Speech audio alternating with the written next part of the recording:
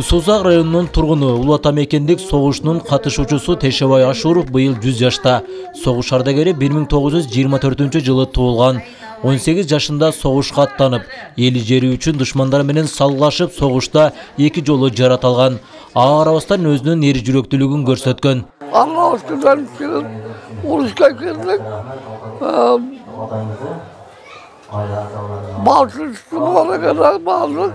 Ektirani olup çekimler gibi yapıldık varıp Berlin'de varıp Berlin'de 45 yıllık geçtik.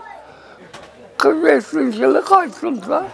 Жаш мезгилин согуш таласында өткөргөн Тешебай Ашуровго көрсөткөн эрдиги жана каармандык үчүн даңк ордени, Кызыл жылдыз ордени жана башка медал ордендери менен сыйланган. Бир кылым өмүр сүргөн согуш ардагеринин 100 жылдык мааракеси болуп өттү. Ага облустук жана жергиликтүү бийлик өкүлдөрү катышып, куттуктоо сөздөрүн билдиришти. Элибиздин сыйын көрүп, мына ушул Ырыс айлык өтүндөгү канча жашаган эл болсо, бардыгы мына атасындай билет, баалайт, сыймыктанат.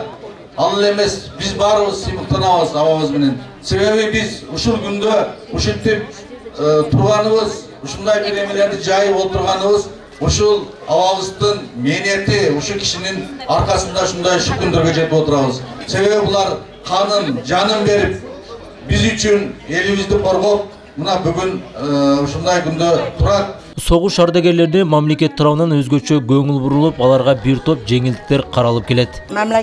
Мамлекетибизге да чоң рахмат. Жеңиш күнүндөгү майрамдарындагы берип жиберишти. Биринчи президенттин белеги келди. Мындан сырткары согуш ардагерлерине өзгөчө көңүл бурулуп, жардамдар берилип келүүдө. Мына бүгүнкү майрамында да белектерин тапшырып жатышат. Акыркы жылдары согуш ардагерлеринин жылдан жылга азайып бара жаткандыгы өкүндүрөт. Облус боюнча 10 согуш ардагери калса, алардын 3-өө Сузак районунда. Ильяс Турдубай уулу, Манас Назаров, Сузак району.